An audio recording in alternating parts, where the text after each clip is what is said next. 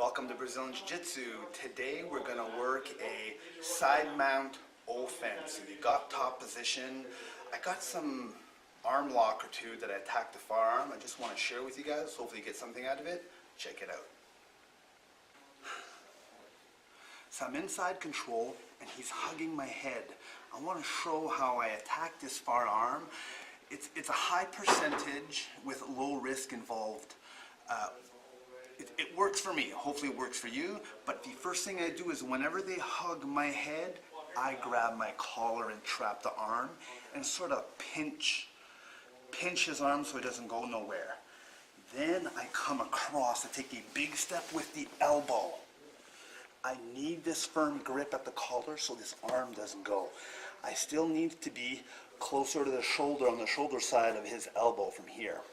So with this big step with the elbow, I push his head away.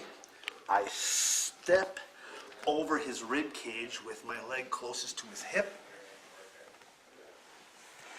I bring my head a little bit further out, leaving my elbow still at the same part of the arm. I walk my shin across his neck, and then I lift my arm off and get the tap. This submission from the outside looking in looks that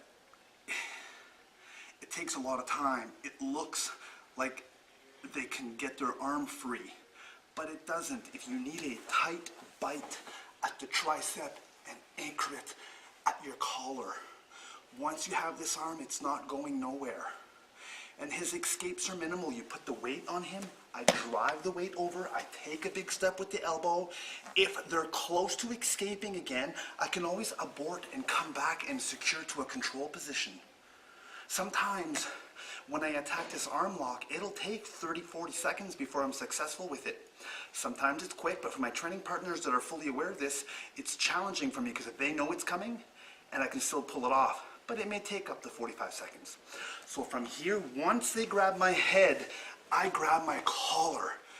And my training partners already know, oh crap, now my arm's exposed. I want to drive this elbow higher to the shoulder by taking that step to make that arm weak. Then I take that step across the rib cage. I push the head. As I push the head, my head goes closer to his wrist. I take that step over and get the tap.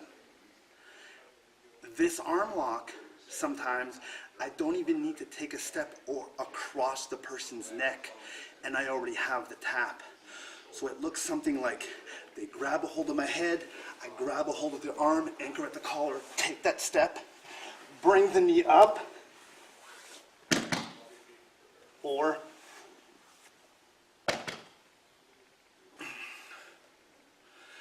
this arm lock, finicky in certain ways and solid in other ways.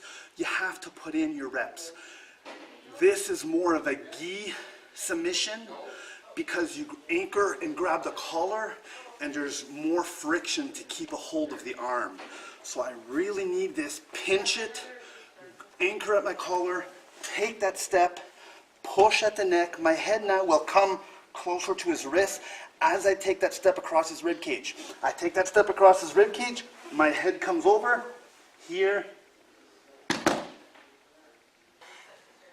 I'm gonna try to emphasize the pressure I'm applying on his arm when I'm face down.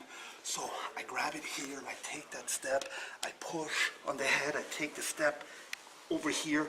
I need to adjust my head. So the pressure I'm doing is I'm grabbing this arm and pushing upwards while this is at my neck and shoulder. And this is where I'm getting the straight arm lock from. Here. Where I get this arm lock is sometimes I'm attacking with the Americana. So I come over here and they go to hide their arm by hugging my head.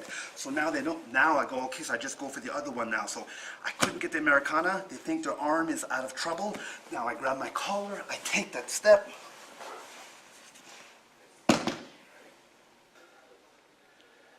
I did a lot of repetition in my instructions for this arm lock, but there's a lot to it. It's simple, it's not.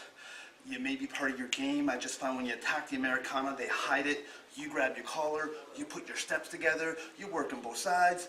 Hopefully you get a tap. You can send me my thank yous in the comments below. Thanks for watching, and I look forward to seeing you on the mat soon.